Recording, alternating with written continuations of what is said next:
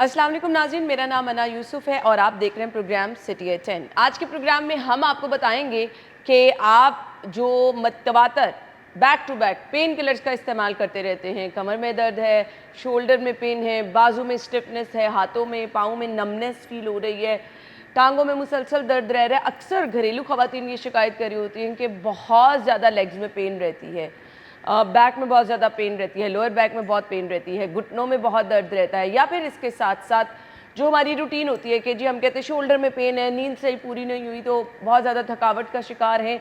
अब रूटीन में अगर आप लेथार्जिक रहते हैं, थकावट का शिकार रहते हैं, तो हमारी आम प्रैक्टिस क्या होती है कि अच्छा कमर में दर्द हो रही है, सर में दर्द हो रही है, शोल्डर में पेन हो रही है, चलो जी पेन किलर खा लो और थोड़ी देर के लिए आपको रिलीफ हो जाता है। बट ये प्रैक्टिस ठीक है या नहीं है? ख़ास तौर पर हमें फ़िज़ियोथेरेपी की ज़रूरत कब होती है जी? फ़िज़ियोथेरेपिस्ट का रोल क्या होता है?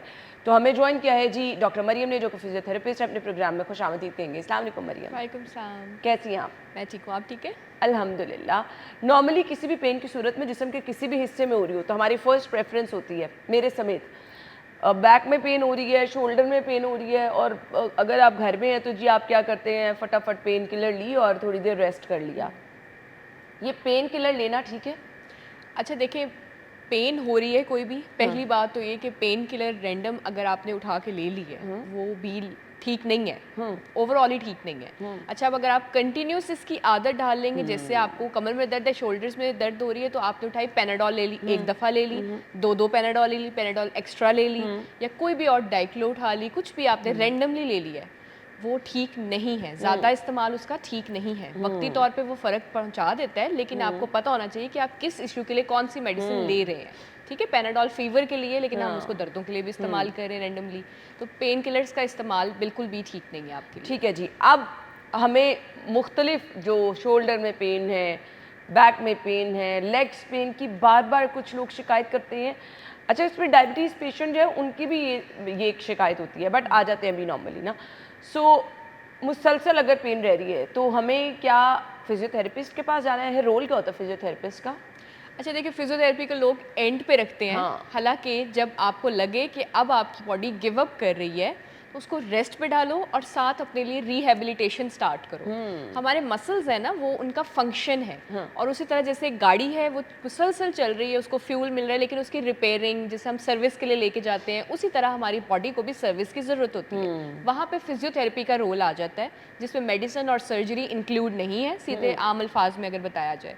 ये हम फिजियोथेरेपी यानी कि फिजिकल एक्टिविटी करा के मैनुअली आपकी बॉडी को दोबारा से रीजनरेट करते हैं, मसल्स की ग्रोथ के लिए जाते हैं, उसकी स्ट्रेंथनिंग पे काम करते हैं। इसमें कोई मेडिसिन नहीं होती, कुछ नहीं है? बिल्कुल, इसका प्लस पॉइंट ये है कि ऑर्गेनिक ट्रीटमेंट प्लान है।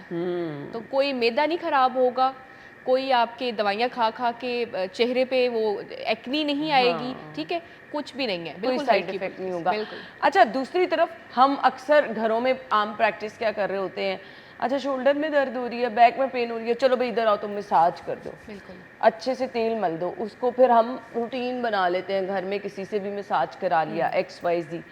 तो ये प्रैक्टिस कैसी है कि आपने पकड़ा, मसाज कराया ज़ोर ज़ोर से? फिर हमारे यहाँ तो रिवाज ही है ना, हाँ तो जी। मुझे खुद जब तक बाजू में पेन हो रही हो, शोल्डर में, तो मैं अच्छे से कह देती हूँ जी मसाज कर दो, थोड़ा सुकून हो जाएगा। हाँ, ये बहुत सारे पेशेंट्स आते हैं और वो वर्ड यूज़ करते हैं लताड़ा के, कुछ इस तरह करके। हाँ मैंने मालिश करवाई है, हाँ। ऐसे ही वो मेरे ऊपर चढ़ा हुआ था, उसे रगड़ा दिया है और पता नहीं क्या किया। उससे क्या होता है, आपको नहीं पता कि आपने कौन सा ट्रिगर पॉइंट एक्टिव करना है, किसको छोड़ना है, कहाँ का मसल कहाँ पे है। वो रगड़ रहे होते हैं, उससे मसल और सोर हो सकते हैं, कोई और नर्व डैमेज हो सकती है। तो ये रैंडमली मालिशें कराना ठीक नहीं है। हाँ, जैसे हम सैलून स्पा में जाते हैं, वहाँ ट्रेंड बंदे हैं, वो थोड़ी बहुत हल्के हाथ से मसाज कर दें। हमारी लैंग्वेज में उसको मालिश नहीं, सॉफ्ट टिश्यू मोबिलाइजेशन कहा जाता है, जो हमें पता होता है हमने किस टिश्यू को, किस ट्रिगर पॉइंट को एक्टिव करना है, किसको छेड़ना है, किसको नहीं छेड़ना। तो रैंडमली घरों पे इस तरह से मालिश ना करवाएं, उससे पेन एग्रीवेट हो सकती है। लोग मालिशें कराने के बाद हमें आके कहते हैं कि मैंने मालिश कराई थी तो उसके बाद ये ज़्यादा ख़राब हो गया है। तो ये बिल्कुल ठीक प्रैक्टिस नहीं है। हाँ, हल्के हाथ से मसाज करें, जैसे बहुत सारे अब ऑयल आ गए हैं जो कुछ अच्छे भी हैं, तो उनकी हल्के हाथ से मसाज करना इज़ डिफरेंट थिंग, लेकिन मालिश कराना is a very different thing. अच्छा, यानी आपको कभी भी किसी को नहीं कहना चाहिए कि वो जी जोर से बिल्कुल हम हाँ कराते, वो तो बिल्कुल नहीं कराना देखिए चाहिए। हमारा पट्टा दर्द में क्यों गया है, क्योंकि वो टायर्ड है, वो थका हुआ है, वो कॉन्ट्रैक्ट हो गया है, उसके ऊपर धड़ाधड़ मसाज करेंगे तो वो तो और श्रिंक होगा, दर्द में जाएगा ना। डजंट मेक सेंस कि वो रिलैक्स होगा। रिलैक्स करने के लिए तो वो हमारा काम है फिर वहाँ पे रिलैक्सेशन के लिए डिफरेंट प्लान्स बनाना। बिल्कुल। हमारे पोस्चर कितने मैटर करते हैं, जो हमें अक्सर जो पेन्स होती हैं उसमें हमारे सिटिंग पोस्चर, हम लेट कैसे रहे हैं, बैठ कैसे रहे हैं, हमारी रूटीन हैबिट कितनी मैटर करती है? बहुत ज़्यादा मैटर करती है। अच्छा देखिए पेशेंट्स आते हैं हमारे पास, जिम कर रहे हैं, एक्टिव लाइफस्टाइल है, वॉक कर रहे हैं, फिर भी मसल्स टायर्ड हैं क्योंकि पोस्चर नहीं ठीक है। ठीक है, अब मैं हमेशा अपने पेशेंट्स के साथ ही एग्जांपल्स एफिलेट कर सकती हूँ कि पेशेंट आ रही है मेरे पास, उसकी फिजियो चल रही है, 3 दिन सेशन लेने के बाद उसने मुझे कहा कि कुछ ऐसा है जो रात को ट्रिगर होता है। अच्छा। और वो फिर उससे और ज़्यादा पूछा गया तो मैंने कहा आप रात को सोने से पहले लेट के फ़ोन इस्तेमाल करती है। ओहो हो, ये तो उसने हर कोई कहा करता है। यस ऐसा ही है। मैंने कहा आज आपने माइनस कर देना है और कुछ नहीं करना, रात को आपने सोने से पहले फ़ोन नहीं इस्तेमाल करना बेड पे जाने के बाद। उसने स्किप किया, अगले दिन उसकी हिस्ट्री ही और थी कि भाई मैं अब तो बहुत रिलैक्स फील कर रही हूँ, रात पेन ट्रिगर नहीं हुआ। क्यों? क्योंकि हमारा पोस्चर खराब है। मरियम, ये रात को लेट के ऐसे फोन यूज करना हमारे लिए हाँ जी। हमारे साथ करता क्या है बेसिकली? जिनकी रूटीन में आदत है, लोग तो घंटों रील स्क्रॉल कर रहे हैं, ये टिकटॉक ने हमें नई आदत डाल दी है ना। बिल्कुल। अच्छा देखिए फ़ोन इस्तेमाल, मैं ऑफिस गोइंग लोगों के लिए भी यही कहती हूँ कि फ़ोन ना आपके आईलिड के लेवल पे हो। अब आप सीधे अकड़ के तो नहीं बैठ सकते हो, ठीक है, लेकिन आईलिड के लेवल पे हो, आपके बैक पे सपोर्ट हो, आपकी आर्म रेस्ट हो और आप ये फ़ोन इस्तेमाल करो ताकि आपकी आंखों पे वजन ना पड़े। ये आंखों के लिए भी ठीक नहीं है, ड्राइनेस कॉज करता है, आंखें खिंचती हैं, नज़र कमज़ोर होती है। अंधेरे में फ़ोन इस्तेमाल ना करें, फ़ोन का लेवल जो है आपकी आईलिड पे होना चाहिए। ये झुके होते हैं, ये लटके होते हैं सोफ़ों पे और रात को भी यही पॉस्चर है, वो देखते देखते देखते सो रहे हैं और सुबह उठेंगी तो फील होगा आपको कि आपकी जैसे नींद पूरी नहीं हुई, जिस्म में थकावट है। एग्जैक्टली क्योंकि हमारे ब्रेन के जो सेल्स हैं वो उस टाइम पे एक्टिव हुए हुए हैं, वो एक्टिव ही सोते हैं और आप उसी तरह से सुबह उठते तो आपको यही लगता है कि मैंने शायद रेस्ट नहीं की है, मैं थकावट में ही उठा हूँ। बिल्कुल। क्योंकि आपने रिलैक्स होने नहीं दिया, आपके ब्रेन के रिसेप्टर्स एक्टिव रहे हैं सारी रात, वो प्रोसेस करते रहे हैं सारा दिन। मेरे फादर ही यूज्ड टू से कि भाई आपने ना 4 घंटे पढ़ लिया और उसके बाद एक दफ़ा फ़ोन इस्तेमाल करें ना सोने से पहले, वो सारा वेस्ट कर दिया आपने, ब्रेन आपने डैमेज कर दिया अपना। वो जितना नॉलेज दे के एक्सरसाइज उसकी की है, रीडिंग इज़ एन एक्सरसाइज ना, तो आप ब्रेन डैमेज करते हो अपना इस तरह से कि रात को सोते हुए फ़ोन इस्तेमाल कर रहे हो। सही। सो ये आपने बिल्कुल नहीं करना है। हम तो आम तौर पे बच्चों को घंटा घंटा फ़ोन पकड़ाया हुआ और पकड़ ही नहीं रहे, तो ये बच्चों के लिए भी इसी तरह से बिल्कुल ऐसा ही है। हम नोट नहीं ना करते, छोटी छोटी चीज़ें लाइफस्टाइल में चेंज लाने से बड़ी बेहतरी हो जाती है। पेशेंट को जाते हुए ना हम 4 से 5 सेशंस के बाद कहते हैं कि अब आपने रूटीन चेंज करनी है, लाइफस्टाइल चेंजेस लाएं। अब हमें नहीं पता कि ये हमें ड्राइनेस कॉज कर रहा है, ये जो हर वक्त हम आंखें रगड़े हैं फ़ोन की वजह से है, आंखें खिंची हैं, नज़र जल्दी कमज़ोर हो रही है, मसल वीक हो रहे हैं। अच्छा, अब नज़र कमज़ोर होना एज के साथ रिलेट नहीं है। हाँ, बिल्कुल नहीं नज़र कमज़ोर होती है क्योंकि हमारे आंखों के मसल्स कमज़ोर हो गए हैं, तो इसी वजह से आप देखेंगे छोटे छोटे बच्चे ऐनकें लगी हुई हैं, आंखें कमज़ोर हैं। क्योंकि अब हमारे लिए तो बिल्कुल नॉर्मल है कि कहीं गए तो बच्चे को फ़ोन दे दिया, लेकिन वो नुकसान कर रहा है। बिल्कुल। मरियम, आपने बच्चों का जिक्र किया तो मैंने बहुत सारे बच्चों को ना इस तरह बैठे हुए देखा है। वो क्लासरूम में बैठे हों, वो घर में बैठ के पढ़ाई कर रहे हों, वो लैपटॉप पे बैठ के क्लास ले रहे हों, तो बच्चों का पोस्चर ये हो चुका है। ये बिल्कुल ऐसे बिल्कुल बैक इस तरह से होती है। अपने साइज से बड़े बैग पहनते हैं एक तो वो हैवी वेट उस तरह से कैरी कर रहे होते हैं, फिर बच्चे पढ़ रहे हैं तो मुसलसल ये पॉस्चर बना हुआ है, उसको स्ट्रेट। अच्छा, गुड और बैड पॉस्चर की पहचान क्या होती है? जैसे अब मैं आपका पॉस्चर इस टाइम करेक्ट, आप अपने तरफ से बैठी हुई हैं, लेकिन अगर हम अपने फुट को अलाइन करें ग्राउंड के साथ और अपनी आंखों को आप किसी भी एक ऑब्जेक्ट के साथ जोड़ लें, this is the right posture. अब आप देखें कितनी स्ट्रेट बैठ की, सिंपल एक चीज़ है। हम ऑफिस में ये टांगे जोड़ी हुई हैं, इधर को गए हुए हैं, इस तरह से बैठे हुए हैं, बिल्कुल नहीं बैठना, ये बिल्कुल नहीं। ये है ना, अलाइन कर लिया फुट को ग्राउंड से और आंखों को किसी एक ऑब्जेक्ट के साथ, आप ऑटोमेटिकली स्ट्रेट हो गए। This is the good posture. ये प्रैक्टिस करवाने से प्रैक्टिस होगी। ये जब हम टोकेंगे नहीं बच्चों को, जैसे हम गलत चीज़ों से टोकते हैं, उसी तरह अपनी बॉडी को रिफॉर्म करने के लिए भी हमें बच्चों को टोकना चाहिए। ये भी एक चीज़ इंट्रोड्यूस होनी चाहिए। बिल्कुल। वो अक्सर ना माएँ कहती हैं इसका तो कुब निकल आया है। हाँ, तो आपने सही नहीं कराया ना, उसका पॉस्चर करेक्ट ही नहीं कराया है, आपने बताया ही नहीं उसको कि आपने झुक के नहीं बैठना, आपने स्ट्रेट बैठना है। हमारी कंफर्टेबल चेयर ही नहीं, बच्चे कहीं भी बैठ के पढ़ रहे हैं। माय सिस्टर वो बेड पे बैठती थी और वो बेड जब उठती होती थी ना तो गद्दा अंदर गया होता था, जब वो तैयारी कर रही थी एमडी कैट की, और वो इसी तरह ही है, सारा टाइम वहीं पे बैठी हुई है, पढ़ रही है। उठना चाहिए, 20 मिनट बाद वॉक करनी चाहिए, स्ट्रेच करना चाहिए, नेक की स्ट्रेचिंग्स होनी चाहिए, ये हमारी रूटीन होना चाहिए। मैं अपनी मदर को कहती होती हम ऐसे पढ़ते होते थे सुबह की सैर, वो इस्तेमाल कहाँ किया हमने। हाँ, सही बात फिर वो एक्सरसाइज होती है बैठ के निकालना, और पता नहीं कौन कौन सी चीजें, मैंने कहा ये बच्चों को पता ही नहीं है। वो पढ़ाने का मकसद ही ये था कि वो फ्यूचर में ऐसे लिखने नहीं थे, इम्प्लीमेंटेशन करनी थी, इम्प्लीमेंटेशन नहीं होती है। बिल्कुल ऐसा ही है। अच्छा, अब एक नया ट्रेंड है, हम क्या करते हैं कि हम जिम नहीं जा सकते तो हमारे पास यूट्यूब पे इतनी ज़बरदस्त क्लासेस एक्सरसाइज की हो रही होती हैं, जिम की हो रही, हम वो घर में ज्वाइन कर लेते हैं। अब उसमें भी हम कुछ ऐसी गलतियां कर देते हैं क्योंकि आपके सर पे ट्रेनर अगर है ना तो वो बहुत सारी चीज़ें आपको बता रहा होता है। वो हमारे पोस्चर कुछ ठीक नहीं होते हैं, घुटने में शदीद दर्द निकल आई, ऐसे आपने वेट ज़्यादा उठा लिया, आपके शोल्डर में बुरी तरह से दर्द निकल आई। ऐसे ही है। सो आप बगैर ट्रेनर के अगर कोई हैवी किस्म की एक्सरसाइज कर रहे हैं तो उसको अप्रिशिएट करती हैं आप? नहीं, मैं उसको बिल्कुल अप्रिशिएट नहीं करती। ये जिम जाते हैं रेगुलर, उसके बाद आके जब कंप्लेन करते हैं तो पहला सवाल होता है कि आपने खुद से किया था कि किसी ट्रेनर ने कहा? उसने कहा मैं खुद ही कर लेता हूँ। वहीं पे गलती की ना। वर्कआउट कोई भी करने से पहले, जिम जाने से पहले भी एक प्री वर्कआउट होना चाहिए ताकि बॉडी वार्म अप हो। उसके बाद पोस्ट वर्कआउट होना चाहिए ताकि बॉडी रिलैक्स हो, स्टिफनेस में ना जाए। ठीक है, बेसिक चीज़। फिर आप कोई भी हैवी वेट लिफ्टिंग करनी है, एग्रेशन करना है, तो ट्रेनर लाजमी होना चाहिए। अब ये जो घर पे यूट्यूब पे देख के कर रहे हैं, मेरा भी पेज है, मैं भी वीडियोस बनाती हूँ, लेकिन फिर वही बात है कि वो हर वीडियो हर किसी के लिए नहीं हो सकती। बिल्कुल कि वो घुटनों के लिए हम एक्सरसाइजेस बता रहे हैं, लेकिन हो सकता है एज फैक्टर हो, डीजेनरेटिव चेंजिंग्स हो, अर्ली ऑनसेट में ही आपको रूमेटॉइड आर्थराइटिस है, गैंठिए का मसला है, यूरिक एसिड है, हो सकता है वो आपने घुटनों को इतनी एग्रेशन देना ही ना हो। हर चीज़ हर किसी के लिए नहीं होती है। ऑनलाइन जो भी दिख रहा है लाजमी नहीं वो सबके लिए फिट हो, वन साइज फिट ऑल नहीं होता ना। तो आपने गाइडेंस लेनी है, प्रॉपर विजिट करें, उसके बाद घर पे उसको अप्लाई करें। राइट एंगल हमें पता है, कितने एंगल पे मूवमेंट देनी है, सीधी टांग उठाई जा रही है, लेकिन डजंट मीन कि वो आपके मसल्स के लिए ठीक है। वो हर कोई नहीं कर सकता। हर कोई नहीं कर सकता। सो मरियम, वेट ज़्यादा होना एक बड़ा इशू है। सो वो लोग जिनका वेट ज़्यादा होता है उनके साथ इश्यूज क्या क्या हो सकते हैं वो हम डिस्कस करते हैं। मुझे ब्रेक का कहा जा रहा है, ब्रेक के बाद आएंगे। स्टे विद अस।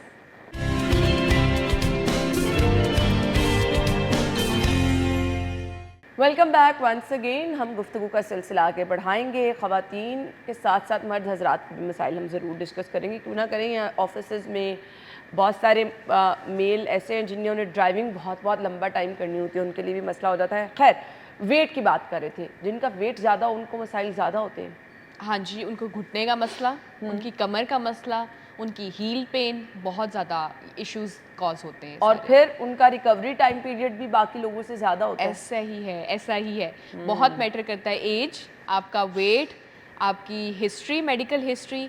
लोग नहीं उस पर नोटिस करते ना कि डायबिटीज़ है तो वो प्रोसेस स्लो हो सकता है, बॉडी की हीलिंग स्लो हो सकती है। तो ये तीनों चीज़ें मैटर बहुत करती हैं। हड्डियों का भुरभुरापन क्या होता है, और क्या ये वाले पेशेंट जो होते हैं उनको ज़्यादा प्रॉब्लम रहती है, और फिजियोथेरेपी वहाँ पे किस तरह से काम करती है?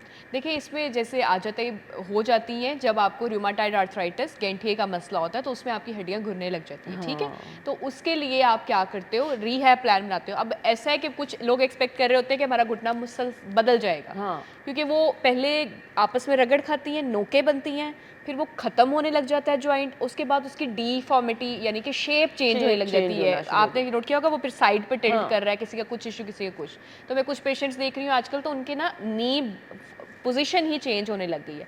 अब हम उसको वापस नहीं लेके आ सकते। एक चीज़ जो वेस्ट हो चुकी है, वो जब देखने वाली थी उस टाइम आपने कहा कि मैं पेन किलर से गुजारा कर लूँगा, आपने वेट किया कि मैं नी रिप्लेसमेंट करा लूँगा, और अब now you have pass that stage, 70 में जाकर अब आप नी रिप्लेसमेंट कराएंगे तो आप क्या एक्सपेक्ट कर रहे हैं, कब तक रिकवरी होगी, और उसके बाद भी फिजियो होगी। तो पहले ही इसको एड्रेस करें जब आपको महसूस हो कि चलते फिरते आपको पॉपिंग साउंड्स आ रही, कटक कटक आवाज़ आ रही है और साथ पेन भी आ रही है, तो इसको नोट करें।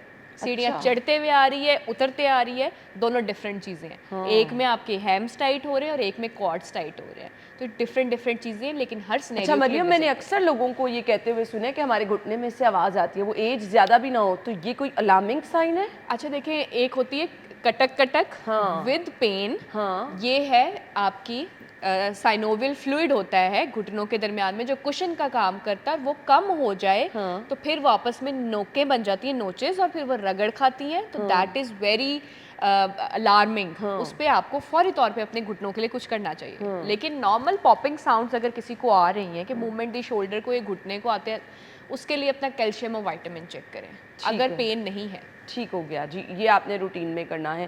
अच्छा जी, वो ड्राइवर हजरात जिन्होंने लंबे लंबे सफ़र करने होते हैं, बहुत सारे लोग दूसरे शहरों से हर रोज़ शहर लाहौर में आते हैं, तो ये जो ड्राइविंग सीट है ये आपके लिए ख़तरा हो सकती है अगर आप इस पे ध्यान नहीं दे रहे और लंबे टाइम के लिए ड्राइविंग कर रहे हैं तो? हो सकता है, कुछ लोग बहुत ट्रैवल करते हैं और फिर कंप्लेन होती है ग्लूट्स में पेन है, और एक स्पेसिफिक पॉइंट पे जाके मसल टाइट हो जाता है और फिर वो नॉट्स बन जाती हैं। ज़्यादा कमर का मसला रहता है और ग्लूट्स का मसला रहता है, और इतनी देर पोजीशनिंग में रहे ना तो वैसे ही घुटनों में भी दर्द शुरू होती है। मेरे साथ भी ये हुआ है, और ज़्यादा होता था जब मैं गाड़ी में जाके बैठ जाती थी और उतरते हुए फिर मुझे फील होता था कि मेरे ग्लूट्स में कुछ पेन हो रही है, एक शार्प सा पेन उठ रहा है। तो इसका क्या हुआ कि मुझे सॉफ्ट कुशन रखना चाहिए, मुझे वहाँ पे सपोर्ट मिलती है उस पे बैठना चाहिए। कॉक्सिक सपोर्ट है ताकि मेरी जो वर्टिब्रास का प्रेशर है वो उस कुशन के अंदर एब्जॉर्ब हो जाए। इसके लिए मार्केट में आपको डिफरेंट ब्रांड्स के कुशन्स मिल जाते हैं। चलिए जी, ड्राइवर हजरात के लिए मशवरा ये है मरियम का।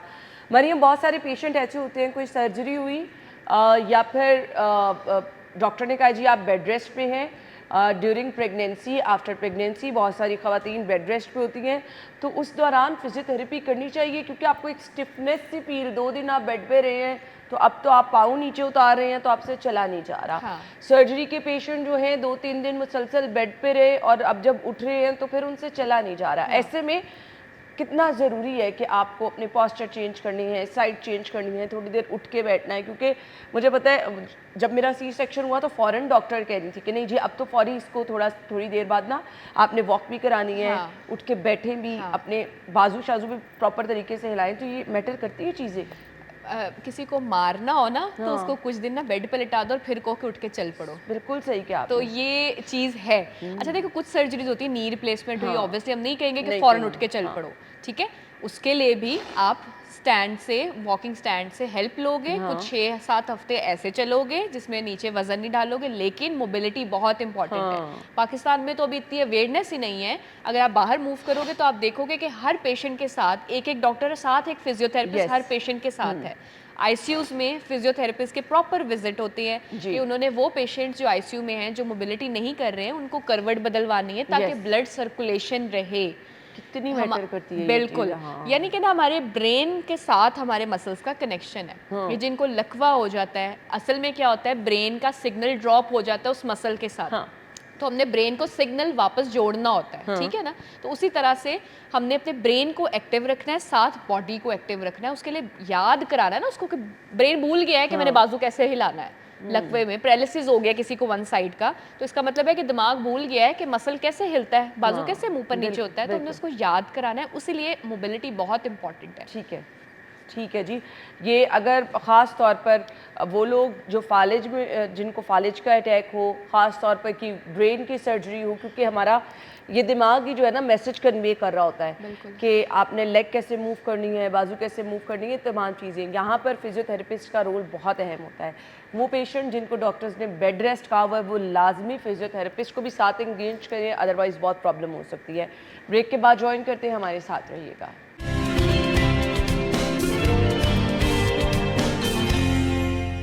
Welcome back once again. So क्योंकि आप लोगों की तरह मैंने भी कभी ये गवारा नहीं किया कि मैं किसी फिजियोथेरेपिस्ट के पास चली जाऊँ।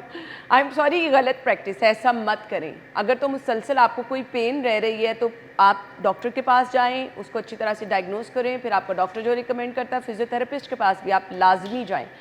अच्छा, अब मैंने कहा मरियम यहाँ पे मौजूद हैं तो मैं ज़रूर इनकी मौजूदगी का फ़ायदा उठाऊँ, और मुझे जो शोल्डर में, नेक में पेन रहता है, सो मरियम मुझे आप क्या बताएंगी, मुझे क्या करना चाहिए?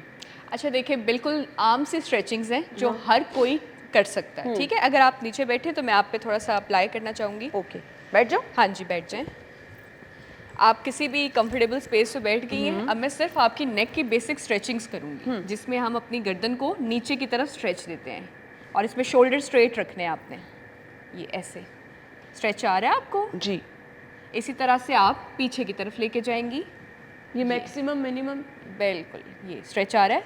और चेहरा भी बता रहा है आपका कि आपको पेन भी है। पेन भी है। इसी तरह से आप साइड पे लेके जाएंगी, ये पेन है आपको साथ, और साथ आप इस तरफ लेके आएंगी। अब देखें इसमें आपको पेन हो रहा है, यहाँ से बहुत पेन हो रहा है। हाँ ये स्टिफ हुआ हुआ है, आपका सारा मसल स्टिफ है। अब आपने क्या करना है, ये एक्सरसाइजेस करने से पहले अगर आप हीटिंग पैड दे लेंगी ना, गर्माइश होगी, मसल नॉर्मल होगा, स्टिफनेस चली गई होगी, फिर आप स्ट्रेच करेंगी तो बड़ा इजी फील होगा। ठीक है। अभी आप खुद से भी कर सकती हैं। इसी तरह से देखें, ये मैंने शोल्डर को होल्ड किया, ये मैंने सर को इस तरह से स्ट्रेच दें, वेरी गुड। ये आप इजीली दे सकती हैं खुद घर में। इसको होल्ड करना है, 10 सेकंड काउंट कर लें, 1 2 3 4 5 6 7 8 9 10। Okay. ठीक है। उसी तरह से आपने दूसरे शोल्डर को, इसको इधर को पुश करना है, पीछे को, इसको उस तरफ को, वेरी गुड। ये आपने स्ट्रेच दिया, आपको फील होगा आपकी टेंशन रिलीज हो रही है, मसल रिलैक्स हो रहे हैं। ये आपका जो मसल है वो टाइट हुआ हुआ है। और यहाँ तक पेन आ रही है। बिल्कुल, ये रेडिएट पेन कर रही है ना, पहले नेक में शुरू होती है, फिर वो रेडिएट करते करते शोल्डर, और फिर पूरा बाजू उसी तरह से कवर करती है। तो बेसिक स्ट्रेचिंग्स है। ठीक है। इसके अलावा हम सर्वाइकल पेन के लिए, बहुत सारे लोगों को नहीं पता, 95 लोगों को नहीं पता, मसाजेस की जगह अगर आप 2 एक्सरसाइजेज ऐड कर लें।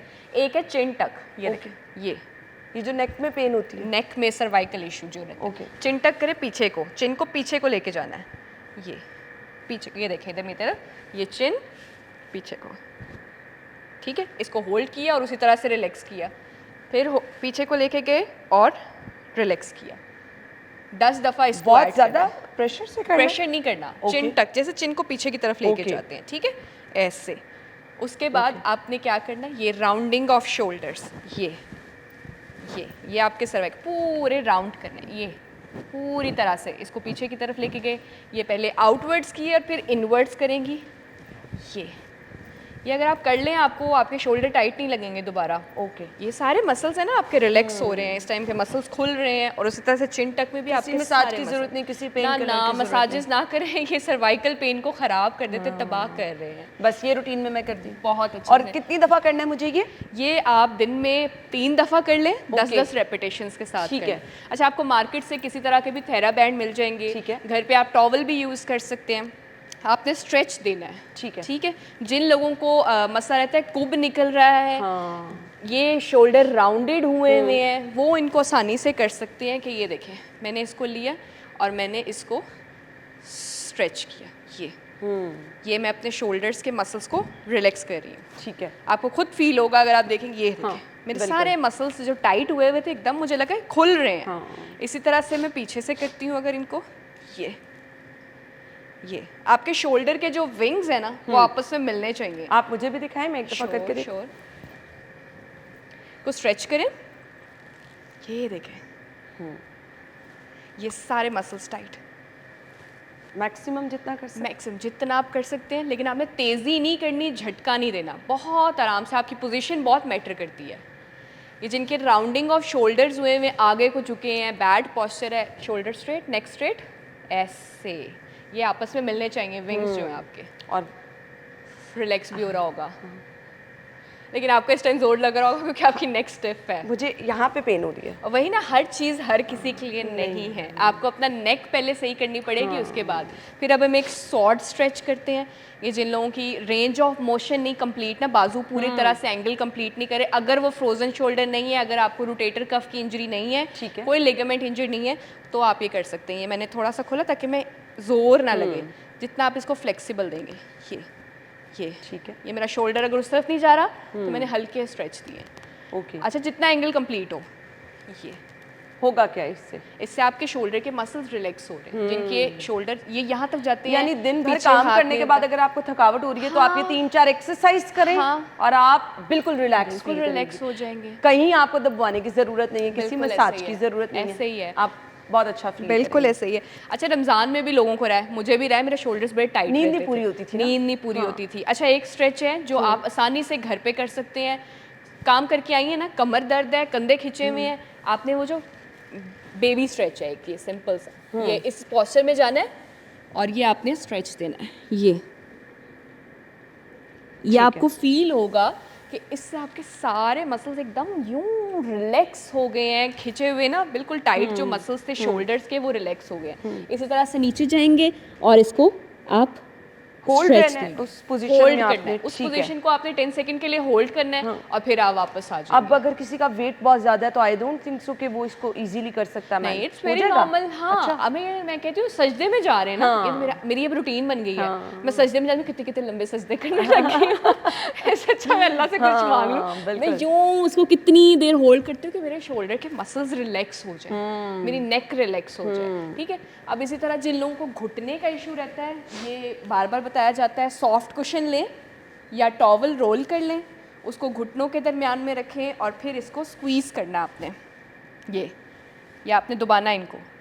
जिन लोगों को घुटने की तकलीफ रहती है, घुटने के दरमियान में उनको फील होता है कटक कटक भी आ रही है, घुटने टाइट है, वो इस एक्सरसाइज को कर सकते हैं। ओके, ठीक है। ठीक है। जिन लोगों को वैसे ही नॉर्मली पेन रहता है, ये टांगों में बहुत बेचैनी है, वो सोने से पहले ये एंकल पंप्स जो हमने पिछली बार भी किए थे जी, ये एंकल पंप्स हैं, ये नॉर्मल एक्सरसाइजेस कर ठीक है। इसी तरह से बेसिक एक्सरसाइजेस हैं, बेसिक स्ट्रेचिंग्स हैं। अब इसमें कुछ ऐसा नहीं था जो आपका टाइम कंज्यूम करे, जो आपको पेन कॉज करे, जो आपको लगे कि बड़ा मैंने हैवी काम कर लिया। बिल्कुल। अच्छा, आपके सोने का पोस्चर क्या होना चाहिए? हम समटाइम सारी रात एक साइड पे ही सोए रहते हैं, हाँ, ठीक है, और वो साइड आपको कितनी देर बाद चेंज करनी है? कुछ लोग उल्टा सोने के आदी होते हैं, उनके साथ क्या नुकसान होता है? उल्टा तो वैसे भी नहीं सोना चाहिए ना, हमारा दीन कहता है कि ये अब आपके स्टमक पे वेट आता है तो वो ठीक नहीं है। अच्छा, अब आप लेफ्ट सो रहे हो, राइट सो रहे हो, जिस तरह से आपकी आदत बनी है, आपको रिलैक्स होना चाहिए। अगर आपको लगता है कि आपके कहीं पे चोट लगी है, कोई मसल इंजर्ड है, कुछ जगह टाइट रहती है कि उस साइड पे आप नहीं सो पाते, तो उस साइड पे सॉफ्ट कुशंस रख लो, पिल्लो रख लो, उसके ऊपर वेट डाल के सो लो। पोस्चर आपका ईजी और रिलैक्स होना चाहिए। ठीक है। आपका पिल्लो, आपका मैट्रेस बहुत मैटर करता है। और सोने से पहले अगर आप बेसिक काफ स्ट्रेचेस करके सो, ब्लड सर्कुलेशन जब अच्छी होती है, नींद अच्छी आती है। जरा मुझे करके दिखा दें। ये वाले जैसे हमने पहले भी किए थे, टोस पे आएंगे और हील्स पे आएंगे, ये वाली, ये हमने पहले किए थे इस बिल्कुल तरह से। रिलैक्स। अच्छा, ये हमने मुसलसल करते रहना है? ये हमने सोने से पहले करना है ना। लेट्स सपोज मैं लेट रही हूँ, अब मैंने सोने का टाइम आ गया, मेरी नींद, मेरे भी यही मसले रहे हैं, तो मैंने क्या किया है, ये मैं सोने से पहले ना अपनी टांगे सीधी ऊपर उठाती थी और ओके, ये वाला स्ट्रेच, ठीक है। मैं बेसिकली ये करती रहती थी। इससे मुझे क्या होता था, ब्लड सर्कुलेशन एकदम तेज़ होती है, यहाँ से सारा ब्लड आपकी टांगों की तरफ आएगा, मसल रिलैक्स होंगे और आपको ऑटोमेटिकली नींद अच्छी आएगी। डन, ठीक हो गया जी। तो ये रूटीन की एक्सरसाइज है, अगर आप कर लेंगे तो आपके मसाइल हल होना शुरू हो जाएंगे ज़रूर। Thank you so much Maryam, आपने जो मुझे बताया मैं ख़ुद भी वो करूँगी। और अगर आपको कोई इस तरह की प्रॉब्लम रहती है, ख़ास तौर पर ख़वातीन को, ख़ास तौर पर क्योंकि आजकल तो आप वर्क फ्रॉम होम है, बहुत सारे लोग तो घर में जो भी बैठ के लैपटॉप पे काम कर रहा है, घर में ख़वातीन अगर मुसलसल किचन में खड़ी हैं, थोड़ी सी वॉक कर लें। एक पोस्चर काफ़ी टाइम के लिए अगर आप रखेंगे तो वो आपके लिए नुकसानदेह होगा। Thank you so much Maryam, आपके टाइम का बहुत बहुत शुक्रिया। नाज़रीन, हम लेंगे एक ब्रेक और ब्रेक के बाद आपको ज्वाइन करेंगे। स्टे विद अस।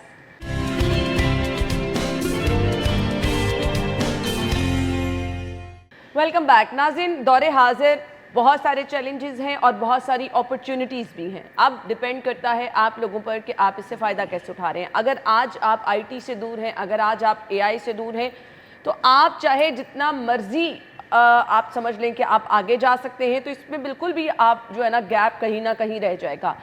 आपने एजुकेशन हासिल कर ली, लेकिन कुछ चीज़ें जो कि दौरे हाजिर की ज़रूरत है, अगर आप उनसे दूर हैं तो फिर आप बहुत दूर रह जाएंगे, बहुत पीछे रह जाएंगे हर कामयाबी की दौड़ में। तो आज हम बात करने वाले हैं कि अगर अभी तक आप इस तरफ नहीं आए तो आ जाएं, अदरवाइज़ बहुत सारे चैलेंजेस आने वाले टाइम में आपको दरपेश हो सकते हैं। हमारे साथ IT एक्सपर्ट मियां मोहम्मद जमान साहब मौजूद हैं। अस्सलाम वालेकुम जी।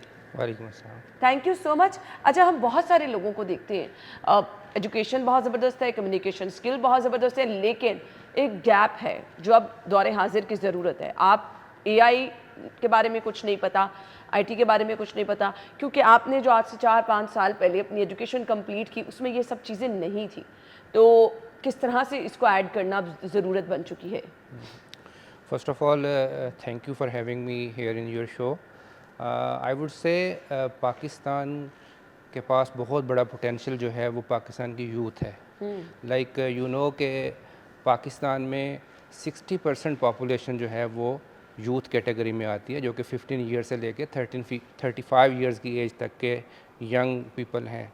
तो ये यूथ बल्ज हमारा एक बहुत बड़ा पोटेंशियल है, जिसको अगर हम चैनलाइज कर दें with the proper training and the skill development, तो ये यूथ बल्ज हमारे लिए एक बहुत बड़ा कह लेंगे पोटेंशियल है, और जो हमारे लिए एक आईटी के अंदर और सॉफ्टवेयर इंडस्ट्री के अंदर जो है ना वो बड़ा कलीदी किरदार अदा कर सकता है। तो जहाँ तक आपने गैप की बात की है, तो यस, हमारी जो एकेडेमिया है और इंडस्ट्री है इसके अंदर एक गैप मौजूद है, क्योंकि हमारी यूनिवर्सिटीज़ जो सलेबस और जो चीज़ें कर रही हैं वो आउटडेटेड हैं as like relate to the industry.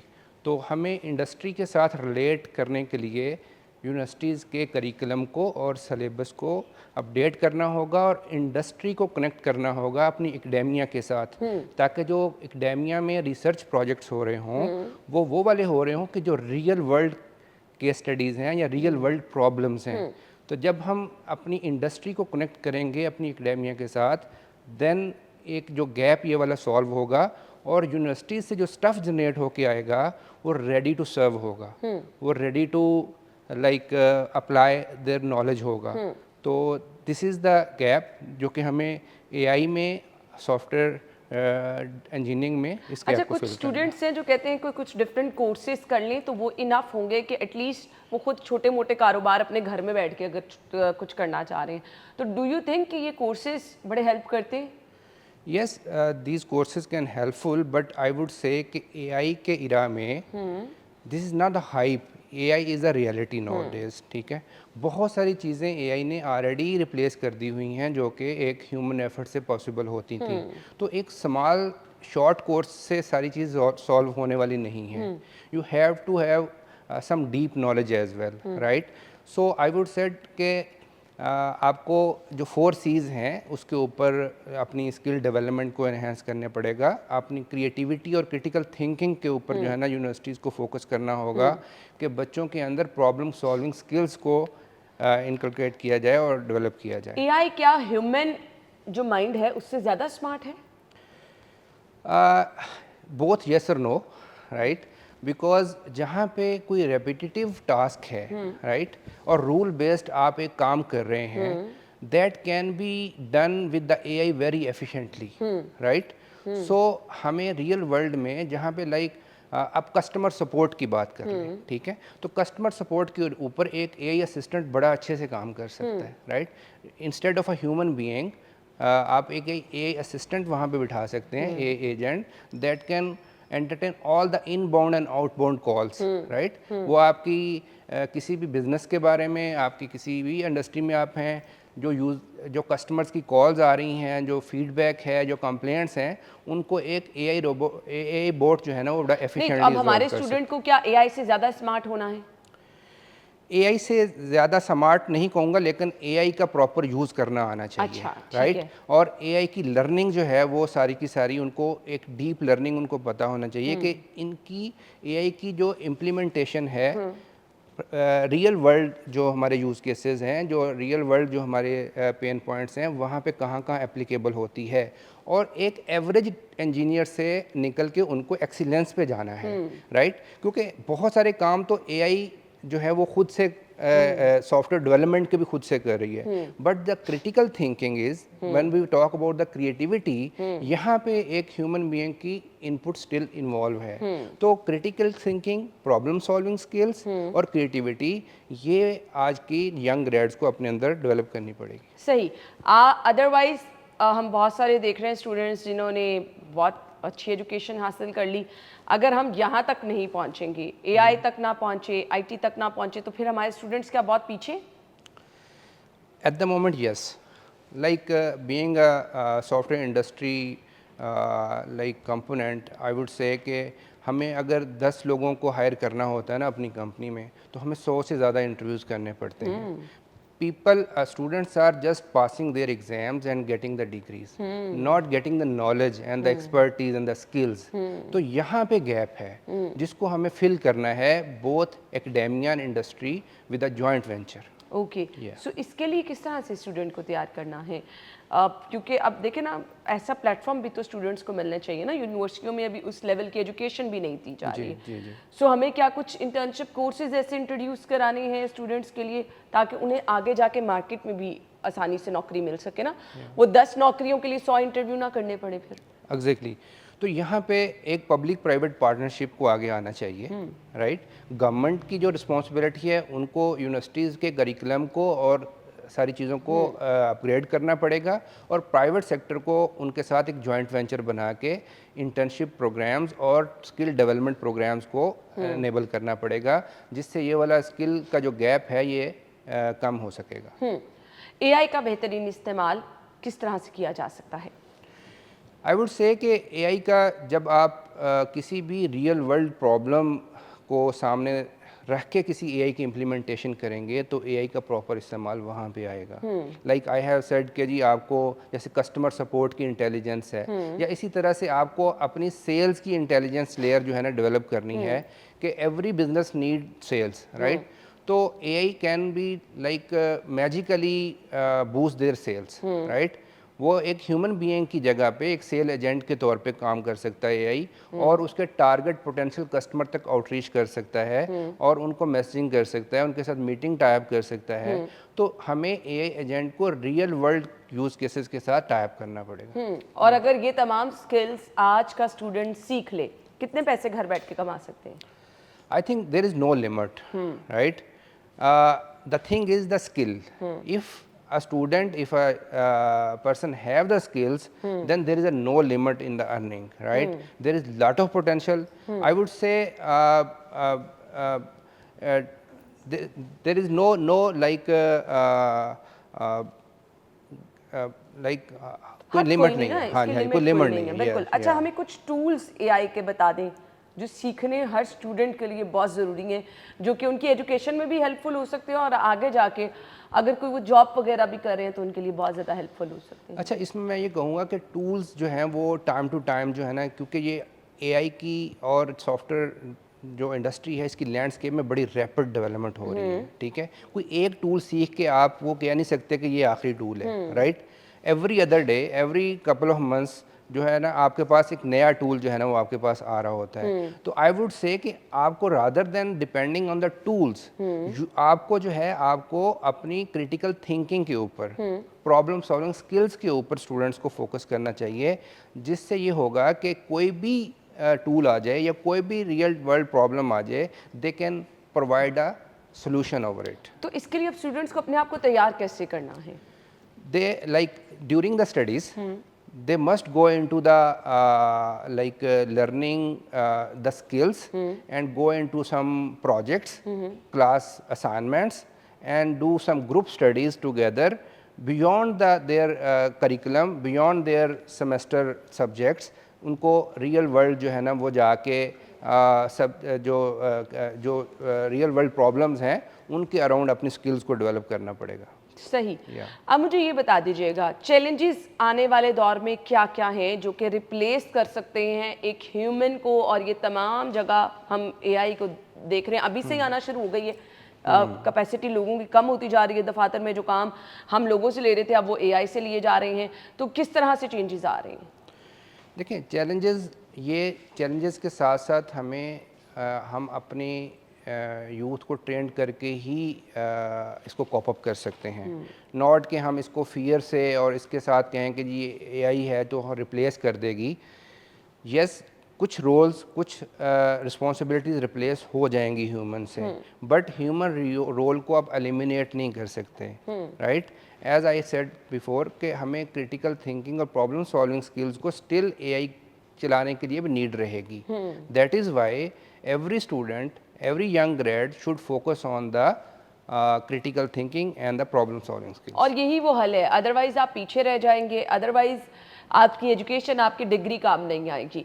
आज ही इस दौड़ में अगर शामिल होंगे तो आगे जाके आपके लिए ना सिर्फ नौकरियों का हसूल, बल्कि आप नौकरी से ज़्यादा पैसे घर बैठ के खुद ही कमा सकेंगे अगर आप ये तमाम स्किल्स, ये तमाम टूल्स और ये चैलेंजेस अपने साथ लेकर चलेंगे। अदरवाइज फिर आप बहुत पीछे रह जाएंगे। थैंक यू सो मच जी, आपके टाइम का बहुत बहुत शुक्रिया। हमें इजाज़त दीजिए। अल्लाह हाफ़िज़।